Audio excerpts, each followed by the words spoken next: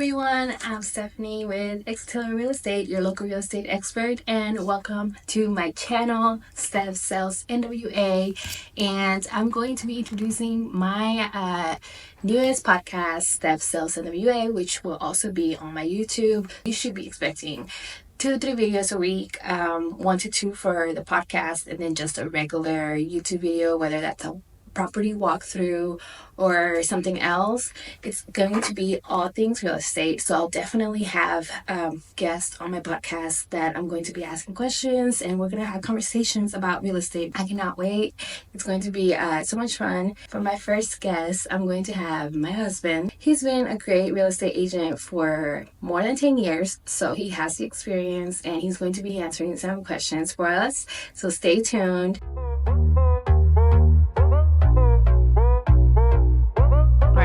Hey everyone, I'm Stefany with Exeter Real Estate, your local real estate expert, and this is my first podcast episode, Steph Sells NWA, and today we have our first guest, Daniel, who is my handsome husband, and he's also an agent with Exeter Real Estate. Do you want to introduce yourself real quick? Sure. All right, thanks.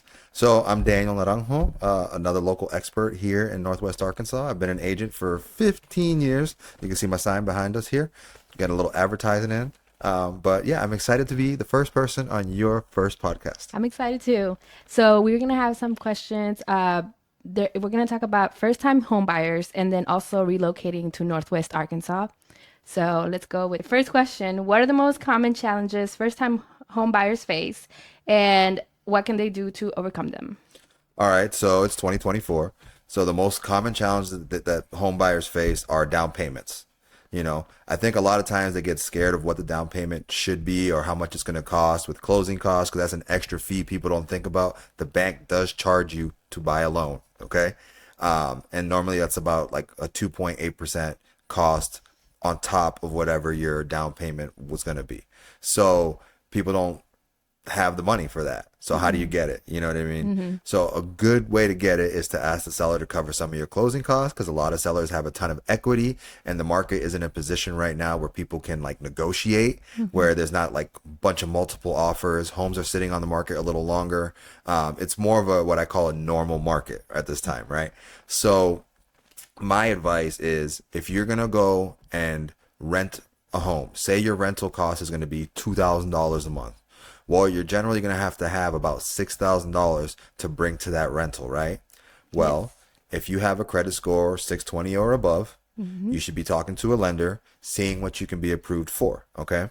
Route number 2, if you can't get a traditional like loan because of the down payments, maybe you look into a duplex, because if you have a duplex, a threeplex, or a fourplex that's available, okay, it may be more than what you think you can afford, but the rentals will be considered income. So if there's 3 units there and you want to live in the 4th one for a little while, you can use the other 3 units as rental income. So there's ways to get you there. You just need to be patient, speak with a lender, speak with a really good real estate agent, and there's usually a path to home ownership. You know, if you can afford that $2,000 per month rent, I would say you should be looking at trying to purchase a home. Yes, I agree.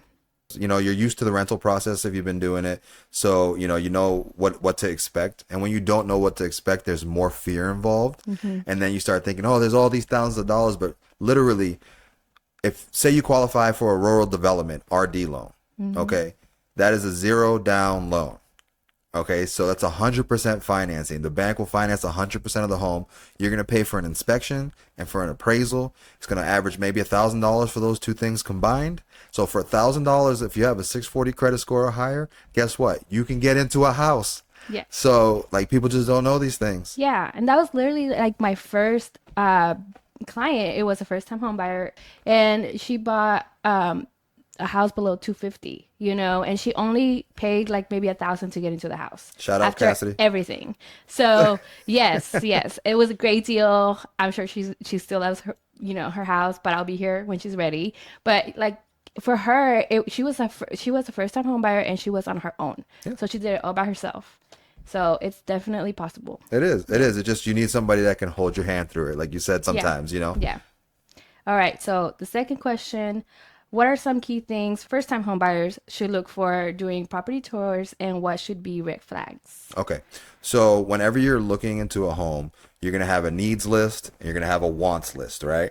Okay. So your needs list should always be more important than your wants list. Yes, I want a nice yard.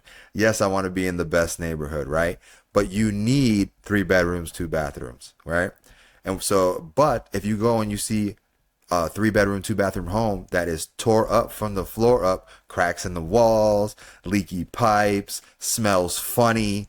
Like those are all red flags. Okay. So when you're looking for a home, whatever your budget is, whatever the budget is, you need to find the best condition home in that budget, even if it's not in the ideal neighborhood you want it to be in, or it's a little further away from work, because you eventually are going to sell this house again.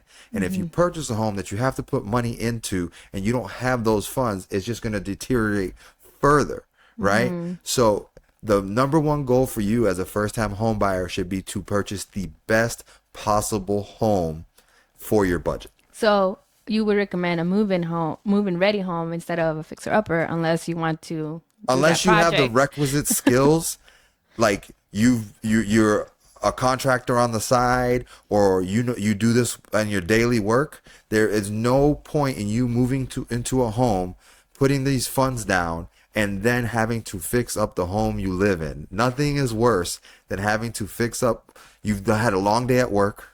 You come home and you have to do more work. Yeah, half your house is done, half the house is under construction. Yes. So first time home buyers, buy the best possible move-in ready home that you can. And look, if any home you go to buy, there's going to be an issue or two when you go through inspection.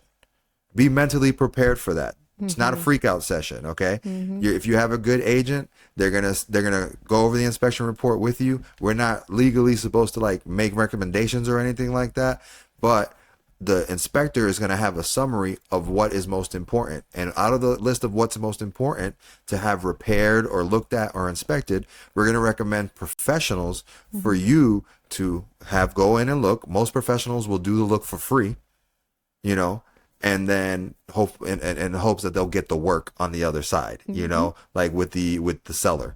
So if there's a couple things wrong with the house, that's your inspection period. That's when you get to ask for stuff. That's when you try and get either money off, more concessions, or those items repaired, you know. And if you can't work that out with the seller and you're comfortable moving forward because they're small things, you move forward. If you're not comfortable, you find another house. Yes, I agree. So, what advice would you give to first-time homebuyers who are facing a competitive market with limited inventory? Awesome. Okay, so this is the situation everybody was in 2 years ago, right?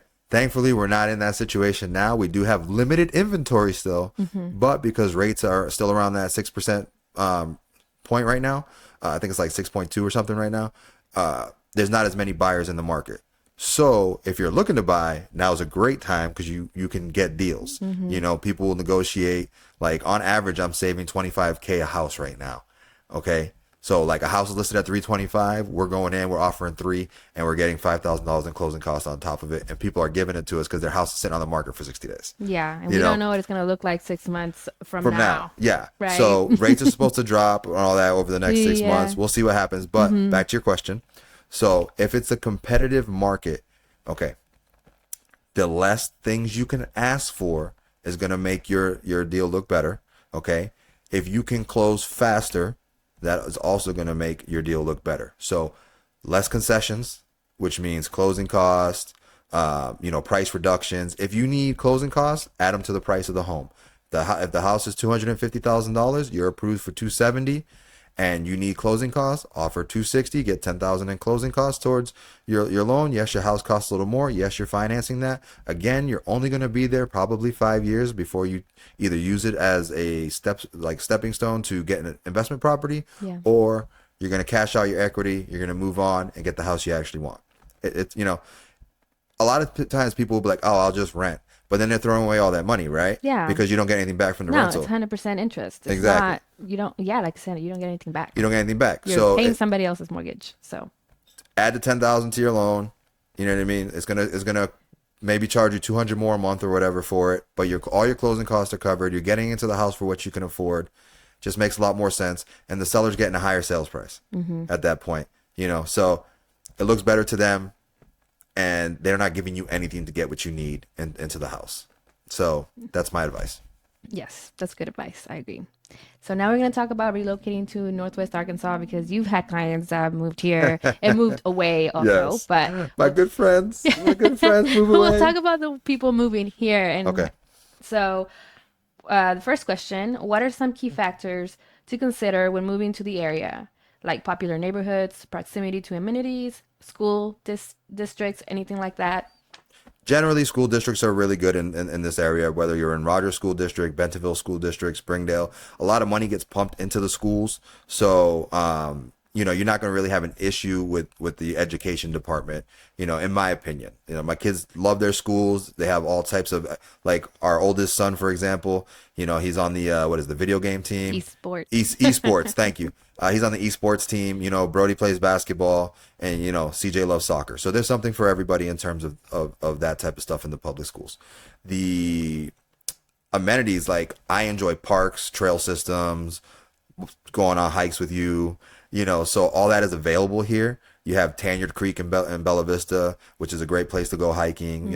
You have the back 40 trails. There's 100 miles of bike trails between Bella Vista and Fayetteville that you can bike from all the way from Bella Vista to Fayetteville and back. So there's just a ton of stuff for someone who's into outdoor activities. If you like lakes, you have obviously Beaver Lake, but then Bella Vista has 7 lakes that are available to you for fishing or whatever you like to do there. If you like nightlife, you have Fayetteville area. So people love Dixon Street. There's like 50 bars and clubs down there just on Dixon. There literally is there's the AMP, there's the Momentary in Bentonville. There's just a lot that's coming into the area. And whether it's nightlife, whether it's family stuff, I feel like you can find something to do almost every weekend around here if you want to go out. Yeah, there's an event going on all the time, and you're close to a bunch of metro areas. Like, for example, we went to Tulsa for Oktoberfest, Yes. and that's an hour and a half. So there's plenty. Kansas City's 3.5 hours. Dallas is 5 hours. So, you're centrally located to major cities. And then say you want to catch a baseball game. Well, you got the Razorbacks baseball team and you have Arvis Ballpark. You want to catch a football game? You got the Razorback football game, So you're close to a bunch of stuff. You want to catch an NBA game? 3 hours to Oklahoma City and you can catch the Oklahoma City Thunder, spend the weekend out there. So you watch the Cowboys? you want to watch the Cowboys? It's a 5 hour, this is a 5 hour drive. So, there's plenty of stuff you do. You like the Chiefs? 3 hour drive. Go catch a Kansas City game, catch a Kansas City Royals game. So you're centrally located. You can get away for the weekend, come back home. You don't have to go far, but in this area in general, tons of food choices, I've been here almost 20 years now. So when I first moved here, you couldn't get good Asian food. The Mexican food was like La Vuelta, and that was the only place you could go eat that was good. Yeah. And now you have tons of choices from food trucks, all the way up to full-fledged restaurants. Yeah. So the area is growing. Pinnacle is a great area for food and shopping. And that's in Rogers.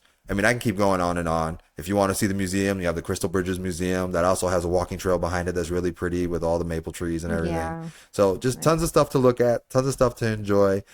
Great place to raise your kids and your family. Yes, definitely. All right. Is renting or buying more advantageous? And this is just like general question. Conventional wisdom would tell you buying is more advantageous. It helps you grow your net worth. It provides equity in a sale. Even in a down market, you can get out of your property, whether you turn it into a rental for income and then you also rent something, there's a lot of ways to make money. If your situation is, I'm just moving here, I need to learn the area, and you want to rent something for 6 months, that may be more advantageous for you to bite the bullet.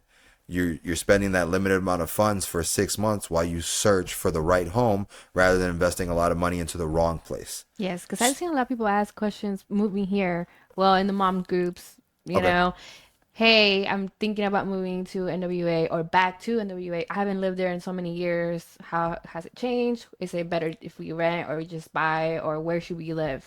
Like, if there's no personal preference, what would you say? Well, rental costs are ridiculously high right now. Okay. So obviously it's going to cost you more to rent. It just is. But like I have a couple right now who has a wonderful home in Bella Vista that we're planning to list, right? We're getting it cleaned up, ready for listing and everything. They're planning to move to Italy, and they're going to run an Airbnb in Italy. Yeah, all that's right? awesome. But for that 6-month transition, they want to get the funds from their home, so they're going to rent for 6 months while they transition out to Italy. So it really comes down to your situation, right? I would always recommend buying if it's feasible, if you know where you want to be. But if you've never been here before and you're not going to come spend a week here and really, dive in and find out what's going on, and you're just going to move here and pick a place, then obviously that's a rental situation, right? Just do a short-term 6-month rental. Is usually only a $50 difference between a 6-month and a year. Okay, so you're only gonna spend $50 more per month for those 6 months. All right, so what's that, $300? So that 300 bucks can help you decide where you're gonna be for the next 5 years or however long you plan to be here. Yes. So again, it's gonna be situational. I never try and give generic advice and say you always do this 100% of the time, because it comes down to the person. Yes, and their situation. Yeah. Yeah, I agree. All right, so now our question of the day. Do you have any advice for buyers and sellers in this current market today? Yes. Buy. I know it's crazy, right? Like, oh, he's a realtor, he's gonna say buy, blah blah blah blah blah. No, look. All right. I traditionally work with investors. That's who I work with. And a lot of my clients who are first-time home buyers become investors. Most of them own 5 or more properties. That's just what it is, okay? That's the people that I work with. That's who I provide advice to. Now, give you a perfect example. I'm going to say his name, Sadi, okay? He had a home. The home's value, we had it appraised, hit X value. I'm not going to say what it is, okay? But he had a ton of equity in his house. They wanted to move to a larger home. Well, I had a home listed with a good friend of mine who was also an investor client. We saw probably 30 homes. And that was the first home they saw, and they ended up making an offer and purchasing that home. The point of the story is, rather than sell their home, we're renting it out. Okay, because they were able to take the equity out. The rental is going to cover their rent and a portion of the new home's mortgage. Okay, so it's going to cover the old mortgage, the HELOC, and part of the new home. So it's not going to cost them any more money to have the two houses. They're actually going to generate income. But conventional wisdom would have told them to sell their house, take the money, hold the cash in their account, and just move on. Now they own 2 properties, okay? And in another year or so, when they're doing well, the rental's doing well, we'll go back and look at both homes, and maybe we'll help them get another equity loan to purchase a 3rd property. That's an investment property where they can increase their portfolio, because, hey, he works at the post office. He's going to want to retire one day. That's not an easy job. If we can get him to 5 properties in 5 years, he's purchased 1 property per year over that time. He's increased what he's generating monthly every single year. And by the 5th year, maybe he unloads the first house that was his original home, takes all that cash equity, and maybe he gets 2 or 3. And now instead of 5, he's sitting on 7 or 8. So teaching people how to build their wealth using what they have is like what I love to do, because most agents are going to tell you, list your house, buy your next one. List your house, buy your next one, right? But you don't build anything that way. So my goal is always to give people another option than just that. It doesn't work for everyone. They don't have enough credit, enough income, whatever the situation is. Sometimes they don't take your advice. Sometimes they don't take your advice. And that's okay too. It hurts my feelings. Right. But it's okay. No. So like, I think knowledge, experience, all that is beneficial to your clients, but really diving in and finding out what they need and what they want is obviously what's paramount. You need to stay on top of where their head is at, and then coach them to the best decision. Yeah. But sometimes people don't have that agent to help them with that. You know what I mean? Like, not all agents are the same. No. So we don't all work the same way. Like, we work the same way. We like to know, the situation with the clients. Yeah. I mean, well, it's important. If you don't know the situation, you can't give the best advice. Yeah. You know, if clients aren't honest with you about their situation, you can't provide the best plan to get them out of whatever their situation is. You know, and like people who are 2 years behind on their taxes on their property, Oh my gosh. sell your Yes. house. Don't let the bank take it for what Yeah. you've put into it. Sell your house as soon as you can. Let the tax money come out of it. Take your equity, start over. Pay off any debts you have, start over. Like, you'll still have cash in your pocket, you'll have a nest egg, you'll be in a better situation than if the bank just took your stuff and you're left with nothing. Don't let fear drive your decisions. That's my Yep. advice to everyone. Letting fear drive your decisions will make you make bad decisions. Yes. That's true. Well, that was awesome. You have all the experience, so you know what you're talking about. I just want to help, you know, and I'm happy to Yes. be your first person on here. Hopefully Me this will too. help kick off your podcast, and more people will want to come on and provide Yes. advice, you know. Yes. I like the questions you set up. Thank you. Thank welcome. you. Well, we'll have you back again. So, yes. Thank you, and we'll see you guys next time.